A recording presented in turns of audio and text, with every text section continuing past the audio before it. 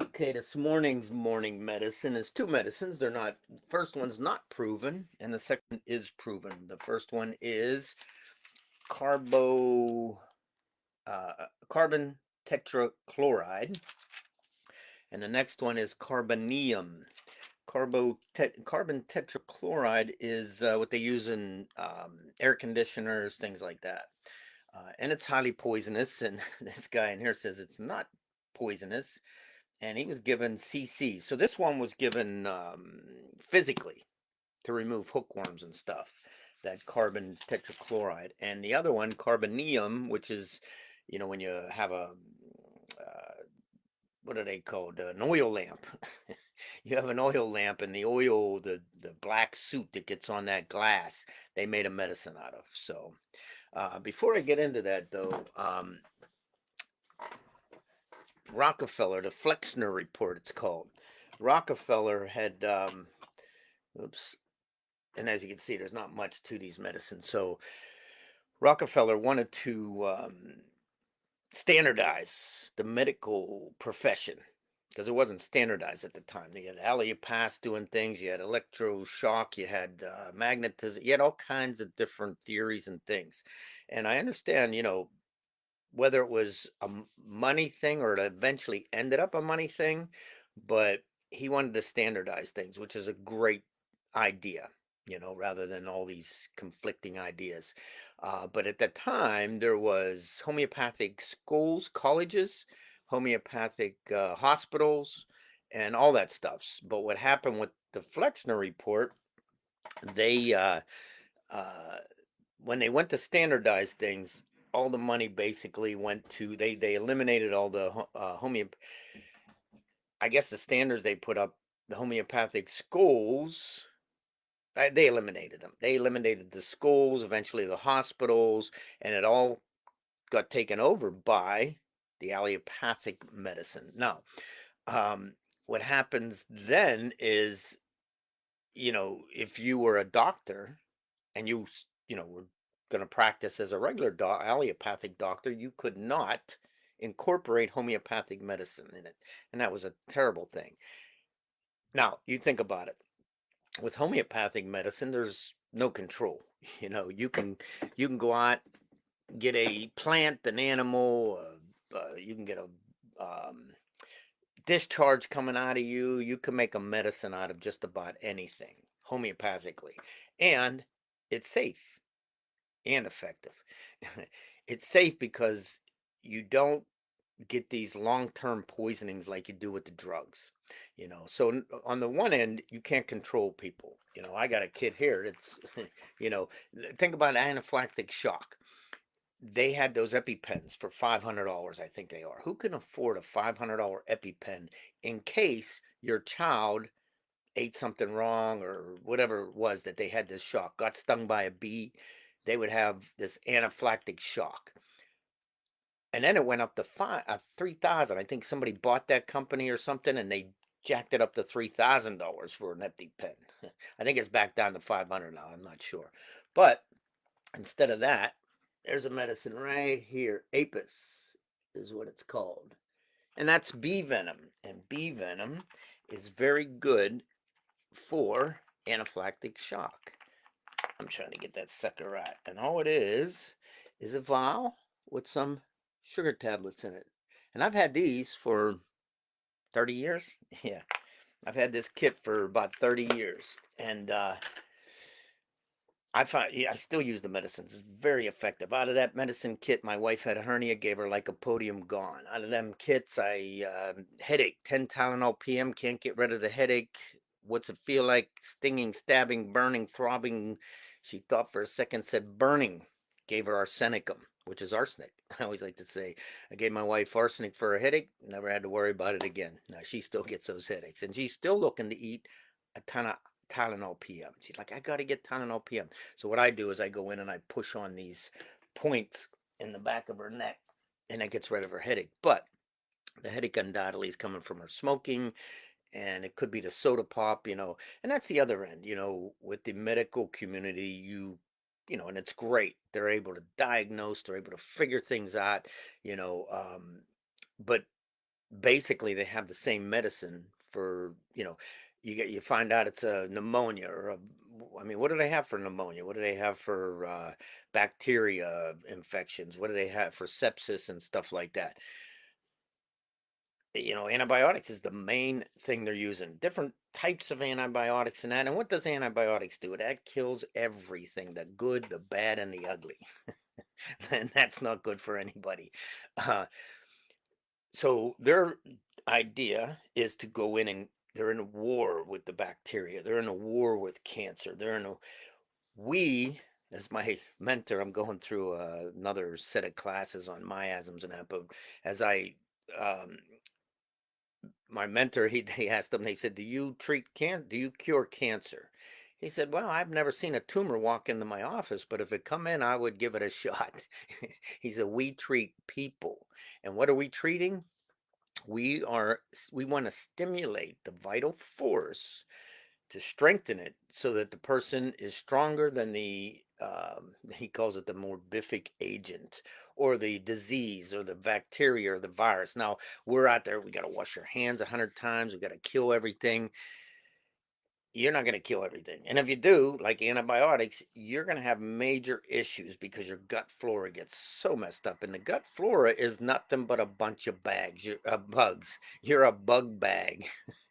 you know, and those bugs are all beneficial. Now, you have strep always hanging around. You have all kinds of things that could be a sickness. Now, why does sickness come on? Because you become susceptible. How do you become susceptible to the bacteria, the virus, why do some people get a flu and it, barely affects them? They're like, man, I just feel funky.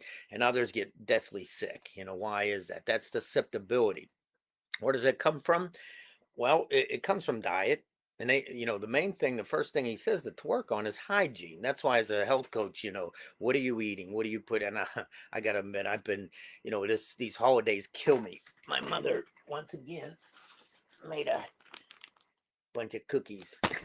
It's so hard. You're so used from childhood to eating all these. And that, I looked at her making it and she had a big bowl of white sugar. What's the deadly uh, uh, I think it's 3 or 4 deadly things. It's white flour, white sugar, white rice, all that stuff they've taken and they've stripped the food off. So they start out, they feed you crap, and now it undoubtedly it started out the guy, this wheat that people can't digest and that started out it was falling over, it was a problem growing.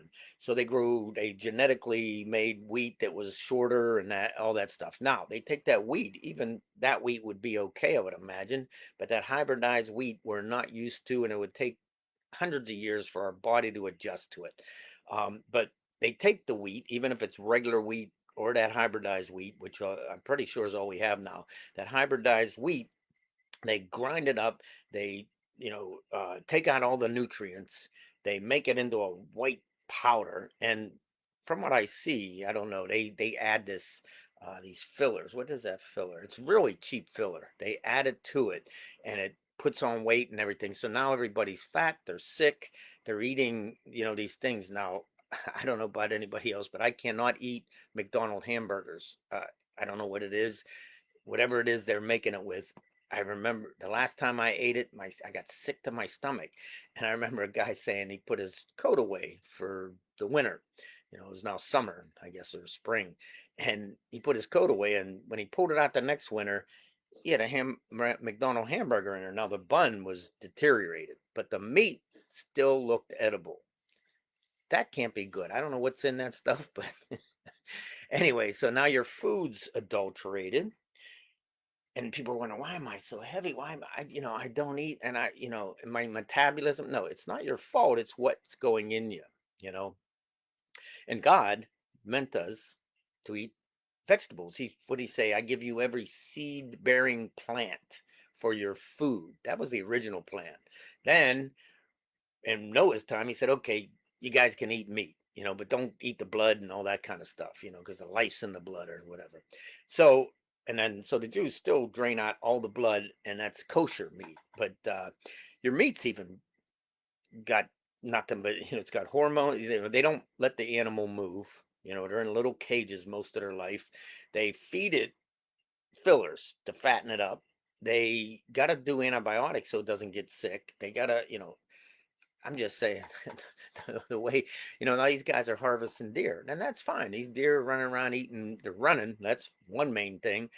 Now, most people can't handle that meat. Why? Because they've been used to cow meat, you know, with the fat and all that stuff. Now they eat the deer meat and it's lean, and and they're eating berries, they're eating trees, they're eating stubs, they're eating plants.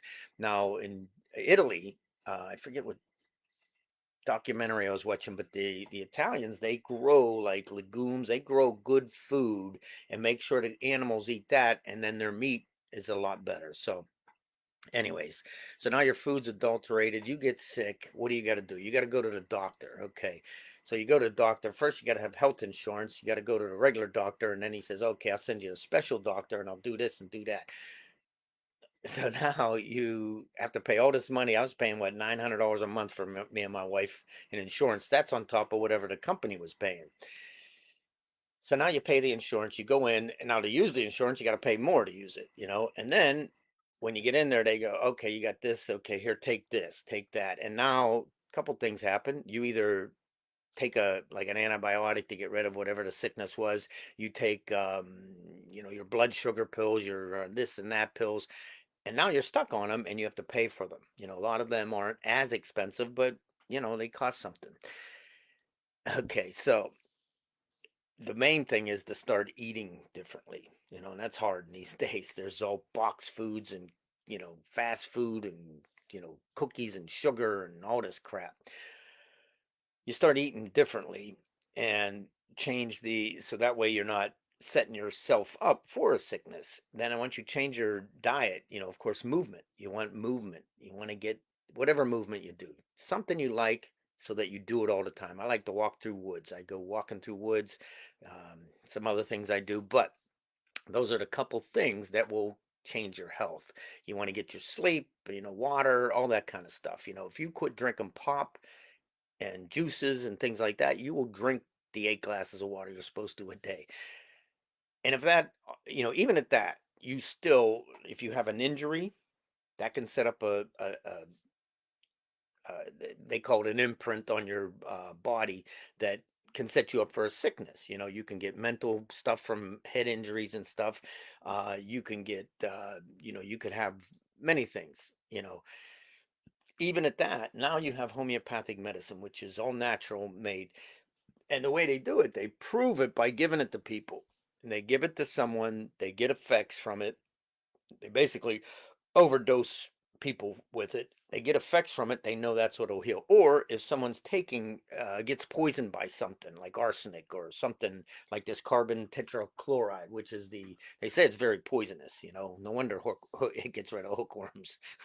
But, it's very poisonous. So you get poisoned by something, and you basically uh, you got homeopathic medicine. So whatever happens, it can be a grief can cause you to have an illness. There's so many things, whether it's physical, mental, or emotional.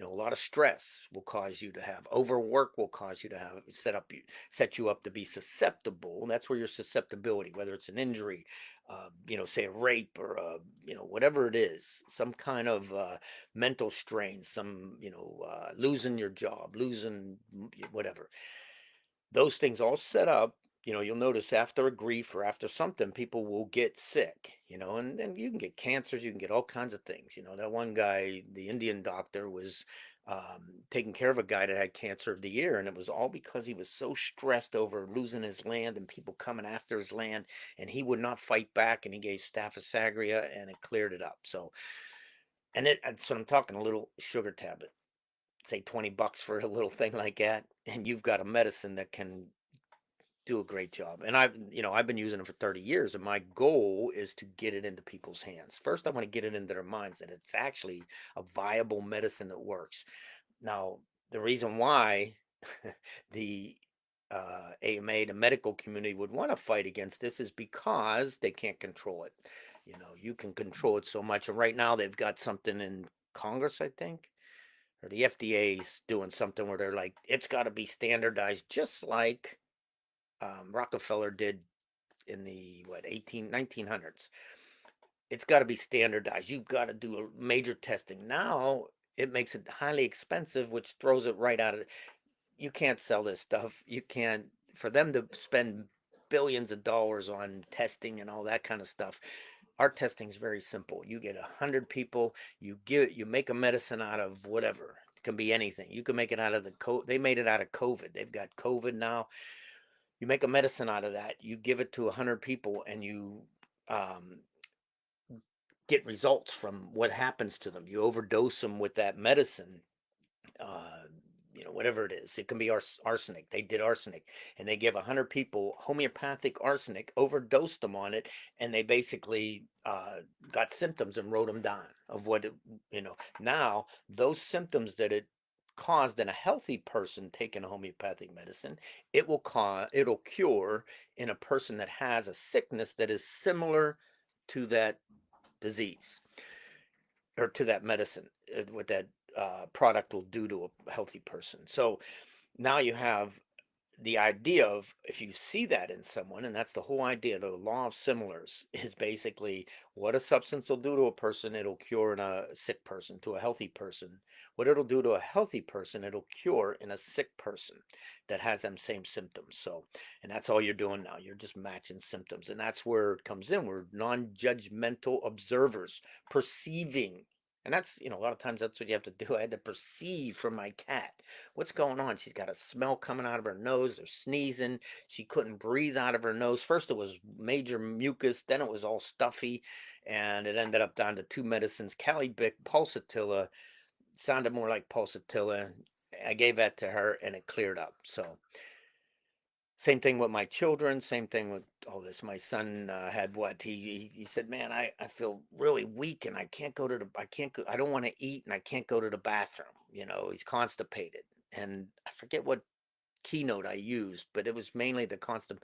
I gave him alumina, which is aluminum, you know, and once I gave it to him in a bottle of water, he basically what was his countenance came up because he was looking really bad, tired and worn out.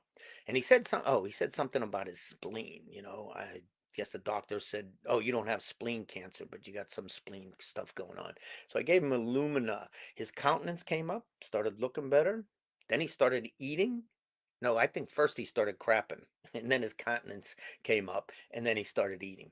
So you know, you don't go to the bathroom. This is, so these medicines you basically perceive, you ask a couple questions, and it can be quite simple. That's why I created that community of mine so that once people get an idea that this stuff is viable, and they, they lose their health insurance or whatever because of what's going on with the government, you can come in and arm yourself and be ready for whatever's coming. And, I'll be there to stand with you and, teach you how to utilize this stuff so that you can start taking care of your family as I have done for 30 years.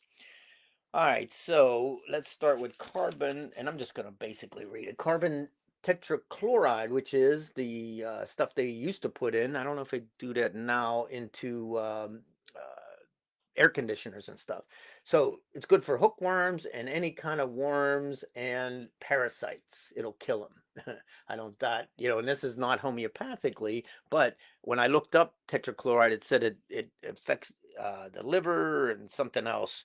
So I would imagine if you took this medicine homeopathically, gave it to a bunch of people, it would affect the liver, it would affect some other areas. So you'd get a proving, and then you'd fill this in more. Now, Carboneum, which is let's just do tetrachloride first. All right, so carbon tetrachloride is a remedy for hookworm, according to Dr. Lambert Suva from Fiji, I guess, who employed it in 50,000 cases. W.G. Smalley and S.B. Pessoa of Sao Paulo, Brazil, also have found carbon tetrachloride to be extremely efficient in removing hookworms. A single dose of 3 cc's, which is cubic centimeter, so they're given the actual substance given to adults has been proved to remove 95% of all the hookworms harbored. And in this area, down that way, they get a lot of hookworms. Let's see, carbon tetrachloride is a worm and parasite remedy for great potency. It has shown itself to be the best vermifuge, getting rid of parasites, for the treatment of hookworm in a country where the disease predominates. It gives little discomfort to the patient, is palatable, requires no preparation of the patient, and when pure is apparently non-toxic. So I guess they purify it's non-toxic. In the regular form, it is toxic. All of which features are of advantage in a popular campaign. So obviously there was I guess an epidemic of hookworm, I think you step on them. I think that's how you're getting them. I don't know. But anyways, lots of hookworm down there in San Paulo. Yeah. And this thing, was 95% of the cases, it was carbon tetrachloride. And that's all they got on that. So what they would have to do with carbon tetrachloride is have it prepared homeopathically, get a bunch of people together, have them take it until it produces symptoms. Now you can fill in the rest of the board and say, oh, okay, so in a healthy person, we gave carbon tetrachloride homeopathically, and this is what it did to them. These are the symptoms they got from it. Now we know in a person that has a disease, sickness, illness, whatever it is, they this would help cure it. And I say cure because a lot of that's what they say in this book a lot of times. They cured it. They don't say they helped it. They whatever they say cure. And a cure, unlike with allopathic medicine, they give if you give a medicine and then you retract that medicine and the disease doesn't go away and it comes back or it's still there, that's not a cure. That's palliating it. That's suppressing it. And that's the problem with the drugs is you get a skin situation, you take something for the skin, a drug, and it suppresses it. Now that goes back in and it goes into the organs or wherever. And I went over that in the last couple videos, I'm pretty sure. All right, so unlike a homeopathic medicine, you take that medicine in, and so say you did that skin thing. You took a medicine and it suppressed the disease. Now you got these problems, whether it's mental problems, emotional problems, physical things inside. You get stomach, or you get joint problems, or you get asthma from the skin being suppressed. Now you give the homeopathic remedy that's for that, all these things going on. It pushes, that skin rash or whatever it was will come back out, you know, and that's a good thing. That's a healing. That's taking, we always want to heal from the top of our head to the bottom of our feet, from the inside of our body out. If anything's on the skin, that's a good sign because that means things are getting pushed out. And that, whether it's, if you got a cold, your sinuses will start running or you'll start coughing. That is the body's natural healing ability. We don't want to stop the cough. We don't want to stop the nose stuff. Like with my cat, I didn't give her something to stop it. I gave her something that would actually produce those symptoms in a healthy person. And the body rises up to fight what I put in it, whether it's a cat, a dog, my children, my wife.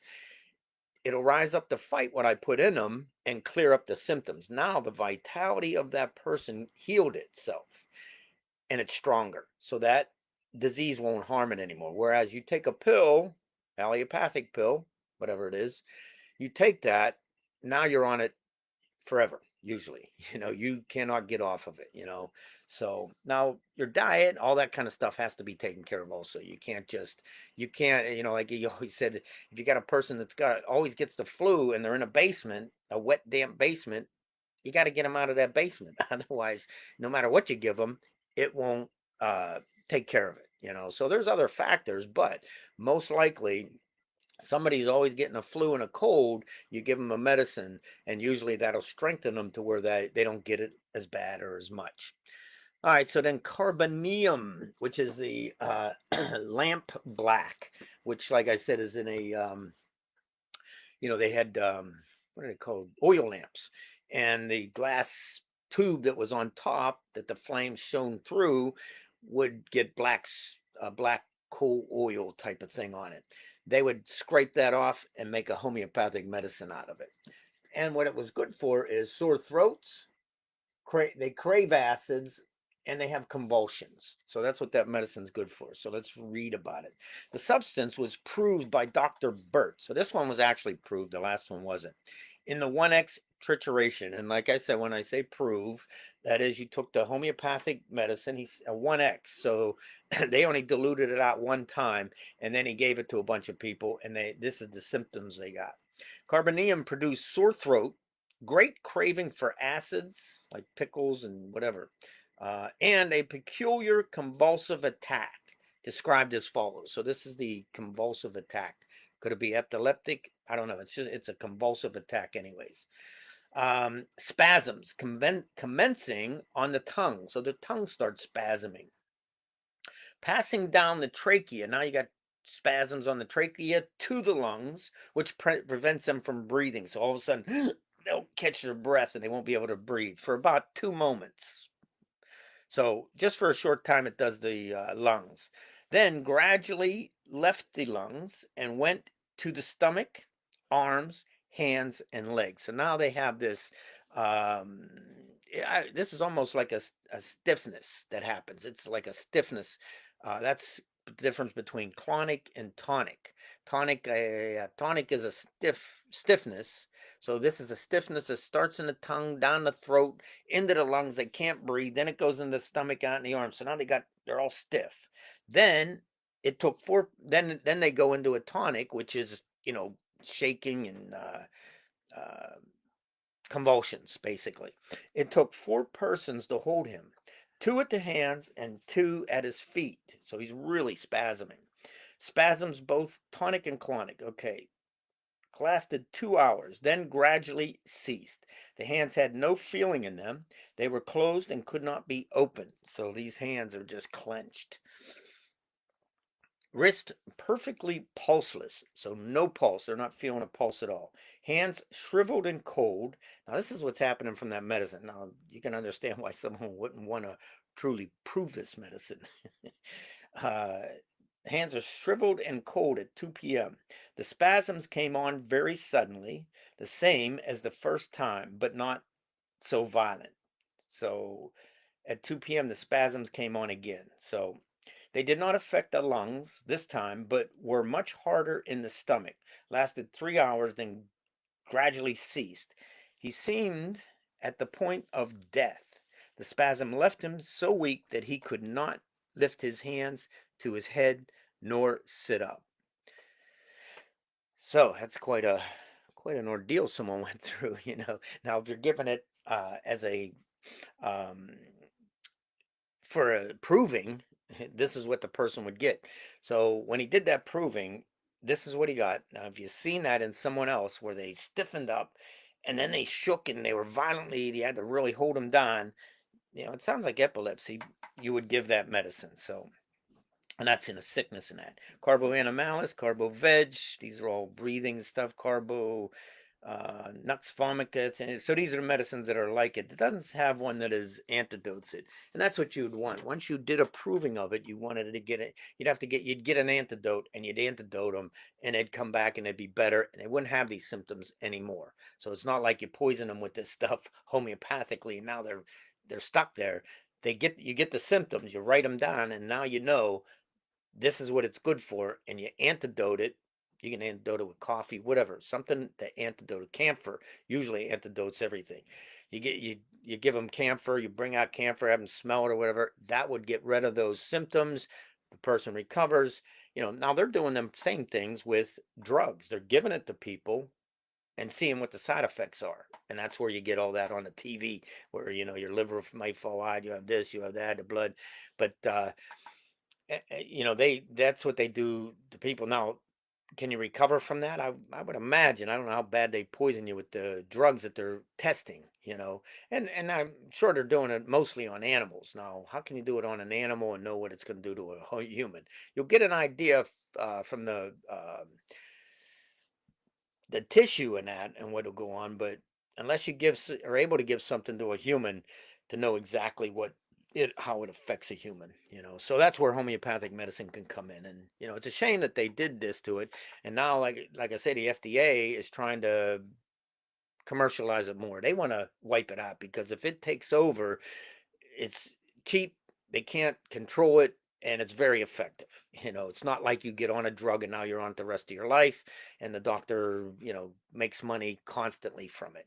That's why homeopaths struggle, but it's a great medicine. It's a medicine for the people, because it can be, you don't have to be a doctor, you don't have to have a certificate. You can begin to use that with your family. Now, if you want to get certified, there's plenty of schools that have it still, and you can utilize homeopathic medicine right now. Now, if the FDA, if the Congress doesn't stop the FDA, then the medicines, you won't be able to get them unless they do these major proving, these major tests and all this stuff on it, which costs millions and millions of dollars and will make it expensive, and it'll put it out of the reach of the common man anyway. So, all right, that's morning medicine. You can age, but you don't have to get old. Oh man, I didn't sleep well last night. That was a rough one.